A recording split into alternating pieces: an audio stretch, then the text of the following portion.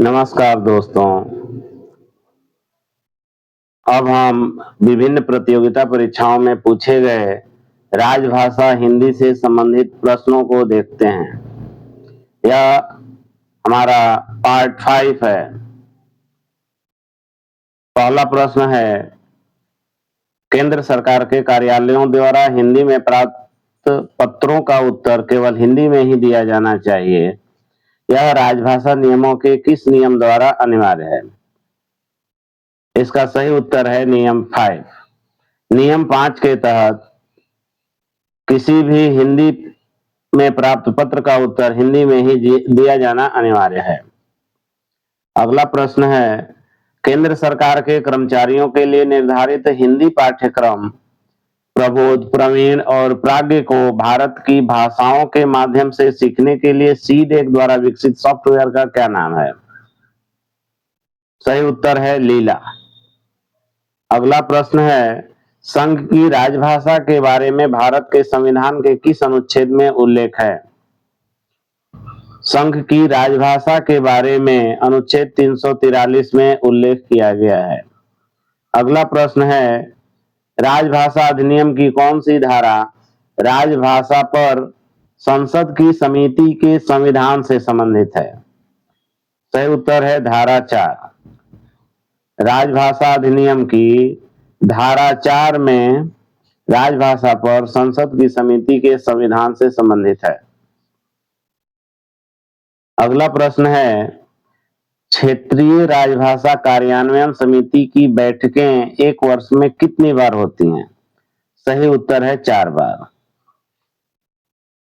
अगला प्रश्न है, भारतीय संविधान का कौन सा अनुच्छेद देवनागरी लिपि में हिंदी को भारत संघ की राजभाषा घोषित करता है? सही उत्तर है अनुच्छेद 343(1). भारतीय संविधान का अनुच्छेद 343(1) देवनागरी लिपि में हिंदी को भारत संघ की राजभाषा घोषित करता है। अगला प्रश्न है, राजभाषा का प्रयोग करने पर निम्नलिखित में से कौन सा प्रोत्साहन दिया जाता है? सही उत्तर है उपरोक्त सभी, अर्थात व्यक्तिगत नगद पुरस्कार, मौलिक पुस्तक लेखन पुरस्कार, इंदिरा गांधी राजभाषा पुरस्कार। उपरोक्त सभी पुरस्कार प्रोत्साहन स्वरूप दिए जाते हैं। अगला प्रश्न है, हिंदी परीक्षाओं में शामिल होने के लिए रेलवे कर्मचारी की ड्यूटी से अनुपस्थिति को क्या माना जाता है? सही उत्तर है विशेष आकस्मिक छुट्टी, स्पेशल कैजुअल लीव। अगला प्रश्न है, निम्नलिखित में से अरुणाचल प्रदेश की आधिकारिक भाषा कौन सी है? सही उत्तर है अंग्रेजी। भारत में अरुणाचल प्रदेश एक ऐसा राज्य है जिस पर राजभाषा नियम लागू नहीं होता है। यहाँ की आधिकारिक भाषा अंग्रेजी है। अगला प्रश्न है, राजभाषा समन्वय समिति की आवधिक बैठक प्रत्येक खाली स्थान माह में आयोजित की जाती है, अर्थात कितने समय में आयोजित की जाती है? राजभाषा समन्वय समिति की आवधिक बैठक प्रत्येक 3 महीने में आयोजित की जाती है। अगला प्रश्न है, उच्च न्यायालय द्वारा पारित किसी निर्णय या आदेश के लिए अंग्रेजी के अतिरिक्त हिंदी या राज्य की राजभाषा का प्रयोग कौन प्राधिकृत कर सकता है? सही उत्तर है राष्ट्रपति की अनुमति के साथ राज्य के राज्यपाल द्वारा। उच्च न्यायालय द्वारा पारित किसी निर्णय या आदेश के लिए अंग्रेजी के अतिरिक्त हिंदी या राज्य की राजभाषा का प्रयोग राज्यपाल प्राधिकृत कर सकता है। इसके लिए राष्ट्रपति की पूर्व अनुमति लेनी होगी। अगला प्रश्न है, राजभाषा अधिनियम और नियमों के प्रावधानों के अनुपालन के लिए कौन उत्तरदायी है? सही उत्तर है केंद्रीय सरकार के प्रत्येक कार्यालय का प्रशासनिक प्रमुख। अगला प्रश्न है, राजभाषा अधिनियम की धारा 3(3) कब प्रभावी हुई? सही उत्तर है 26 जनवरी 1965। राजभाषा अधिनियम की धारा 3(3) 26 जनवरी 1965 को प्रभावी हुई। अगला प्रश्न है, अनुबंधों और समझौतों को अंग्रेजी तथा हिंदी दोनों में बनाने और जारी किया जाना सुनिश्चित करने के लिए कौन जिम्मेदार है? सही उत्तर है इन दस्तावेजों पर हस्ताक्षर करने वाला व्यक्ति। कॉन्ट्रैक्ट्स और एग्रीमेंट को हिंदी और अंग्रेजी में ही बनाया जाना है, यह कौन सुनिश्चित करेगा? जो इस दस्तावेज पर हस्ताक्षर करेगा वह अधिकारी इसे सुनिश्चित करेगा कि यह दोनों भाषा में बनाया गया है। इसलिए सही उत्तर है इन दस्तावेजों पर हस्ताक्षर करने वाला व्यक्ति। अगला प्रश्न है संसदीय राजभाषा समिति के अध्यक्ष कौन होते हैं? सही उत्तर है केंद्रीय गृह मंत्री। संसदीय राजभाषा समिति के अध्यक्ष केंद्रीय गृह मंत्री होते हैं। संसदीय राजभाषा समिति में कुल 30 सदस्य होते हैं, 20 लोकसभा के और 10 राज्यसभा के, जिसके अध्यक्ष केंद्रीय गृह मंत्री होते हैं। अगला प्रश्न है राजभाषा अधिनियम की धारा 3(3) के अनुपालन का दायित्व किसको सौंपा गया है? सही उत्तर है ऐसे दस्तावेजों पर हस्ताक्षर करने वाले अधिकारी को। अगला प्रश्न है राजभाषा नियम 1976 के नियम 8 के अनुसार केंद्र सरकार के कार्यालय में एक कर्मचारी नोट किस भाषा में लिख सकता है? सही उत्तर है हिंदी या अंग्रेजी। नियम 8 के अनुसार केंद्र सरकार के कार्यालय में एक कर्मचारी हिंदी या अंग्रेजी में नोट लिख सकता है। ये सभी प्रश्न सहायक वाणिज्य प्रबंधक अर्थात एसीएम की विभिन्न परीक्षाओं में पूछे गए हैं, इसलिए ये बहुत ही महत्वपूर्ण प्रश्न है, इन्हें ध्यानपूर्वक सुना जाना चाहिए। अगला प्रश्न है निम्नलिखित भाषाओं में कौन सा संविधान की 8वीं अनुसूची में शामिल नहीं है? यहाँ जो भाषा दी गई है उसमें राजस्थानी संविधान की 8वीं अनुसूची में शामिल नहीं है। संथाली, नेपाली और कोंकणी भाषा संविधान की 8वीं अनुसूची में शामिल है, राजस्थानी नहीं है। अगला प्रश्न है संविधान सभा ने किस तिथि को हिंदी को संघ की राजभाषा के रूप में स्वीकार किया? सही उत्तर है 14 सितंबर 1949 को। संविधान सभा ने किस तिथि को हिंदी को संघ की राजभाषा के रूप में स्वीकार किया? 14 सितंबर 1949 को। अगला प्रश्न है संविधान का कौन सा अनुच्छेद भारतीय संघ की आधिकारिक भाषाओं का प्रावधान करता है? सही उत्तर है 343। संविधान का कौन सा अनुच्छेद भारतीय संघ की आधिकारिक भाषाओं का प्रावधान करता है? अनुच्छेद 343। अगला प्रश्न है संसदीय राजभाषा समिति का मुख्य कर्तव्य क्या है? सही उत्तर है हिंदी के प्रगामी प्रयोग की समीक्षा करना। संसदीय राजभाषा समिति का मुख्य कर्तव्य क्या है? हिंदी के प्रगामी प्रयोग की समीक्षा करना। अगला प्रश्न है राजभाषा नियम 12 के अनुसार राजभाषा अधिनियम और उसके अधीन बनाए गए नियमों के उपबंधों का समुचित अनुपालन का उत्तरदायित्व किस पर होता है? सही उत्तर है कार्यालय का प्रशासनिक प्रधान। राजभाषा नियम 12 के अनुसार राजभाषा अधिनियम और उसके अधीन बनाए गए नियमों के उपबंधों का समुचित अनुपालन का उत्तरदायित्व कार्यालय के प्रशासनिक प्रधान पर होता है। अगला प्रश्न है हिंदी में कार्य साधक ज्ञान प्राप्त कर्मचारी की परिभाषा किस नियम के अंतर्गत दी गई है? सही उत्तर है राजभाषा नियम 1976 के नियम 10 के अंतर्गत। हिंदी में कार्य साधक ज्ञान प्राप्त कर्मचारी, हिंदी में कार्य साधक ज्ञान प्राप्त कर्मचारी की परिभाषा राजभाषा नियम 1976 के नियम 10 के अंतर्गत दी गई है। अगला प्रश्न है किसी रेलवे मंडल में राजभाषा नियमों के प्रावधानों की अनुपालना सुनिश्चित करवाना किसकी जिम्मेदारी है? किसी मंडल में मंडल रेल प्रबंधक की जिम्मेदारी होती है। राजभाषा नियमों के प्रावधानों की अनुपालना मंडल रेल प्रबंधक सुनिश्चित करवाते हैं और जोनल स्तर पर महाप्रबंधक, इसलिए यहाँ सही उत्तर होगा मंडल रेल प्रबंधक।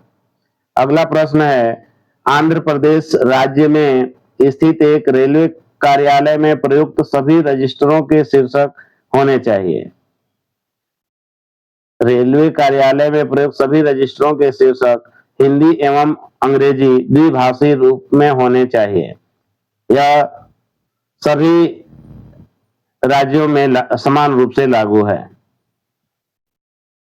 अगला प्रश्न है, गुजरात में स्थित एक रेलवे मंडल कार्यालय द्वारा जारी किए जाने वाले सभी निविदा प्रपत्र जारी किए जाने चाहिए।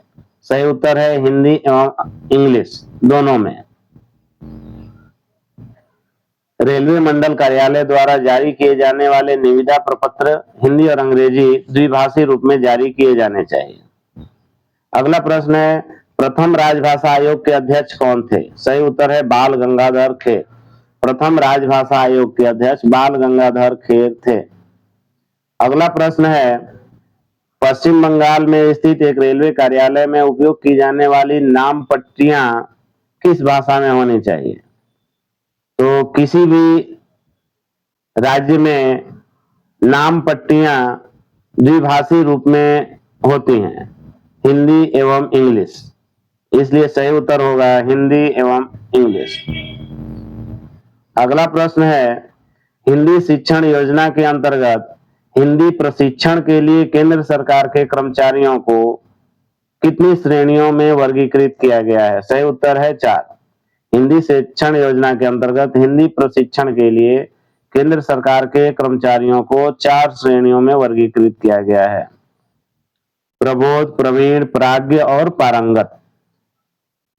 अगला प्रश्न है, राजभाषा आयोग की सिफारिशों पर विचार करने के लिए गठित समिति के प्रथम अध्यक्ष कौन थे?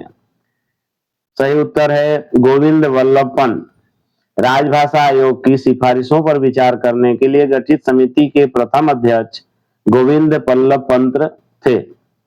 अगला प्रश्न है, रेलवे बोर्ड में हिंदी संसद अनुभाग का गठन कब हुआ था?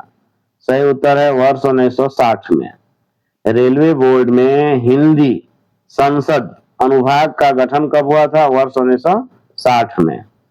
अगला प्रश्न है, संबंधित मंत्रालय या विभाग में हिंदी के प्रचार में प्रगति की समीक्षा किस समिति द्वारा की जाती है? सही उत्तर है हिंदी सलाहकार समिति। संबंधित मंत्रालय या विभाग में हिंदी के प्रचार में प्रगति की समीक्षा हिंदी सलाहकार समिति द्वारा की जाती है। अगला प्रश्न है, संविधान के किस अनुच्छेद में संघ की राजभाषा और लिपि का उल्लेख किया गया है?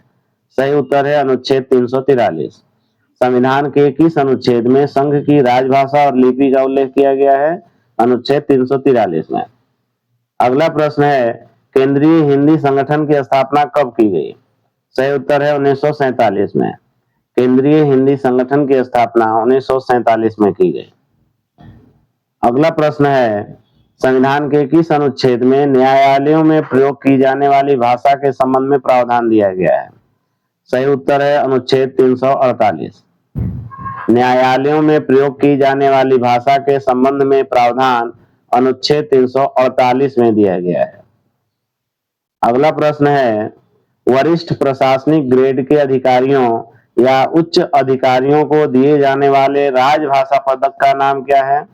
रेल मंत्रालय राजभाषा रजत पदक। वरिष्ठ प्रशासनिक ग्रेड के अधिकारियों या उच्च अधिकारियों को दिए जाने वाले राजभाषा पदक का नाम है रेल मंत्रालय राजभाषा रजत पदक।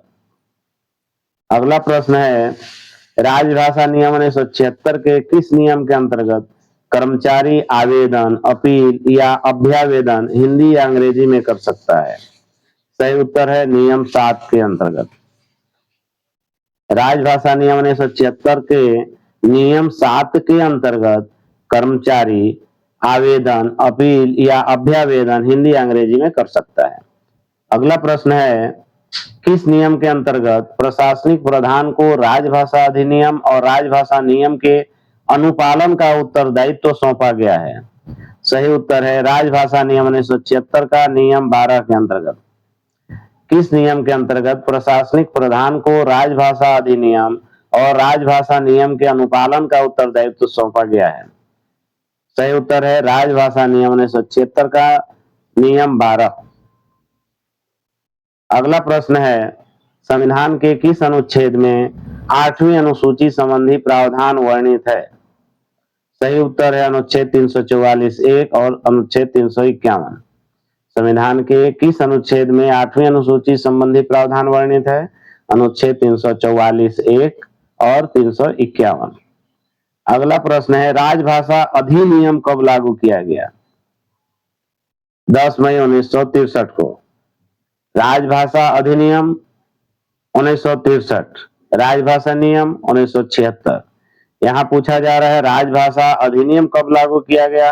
सही उत्तर है 10 मई 1963 को। अगला प्रश्न है राजभाषा के प्रसार और प्रयोग में किए गए प्रयासों के लिए महाप्रबंधक को कौन सा पदक प्रदान किया जाता है? सही उत्तर है कमलापति त्रिपाठी राजभाषा स्वर्ण पदक। राजभाषा के प्रसार और प्रयोग में किए गए प्रयासों के लिए महाप्रबंधक जनरल मैनेजर को कमलापति त्रिपाठी राजभाषा स्वर्ण पदक प्रदान किया जाता है।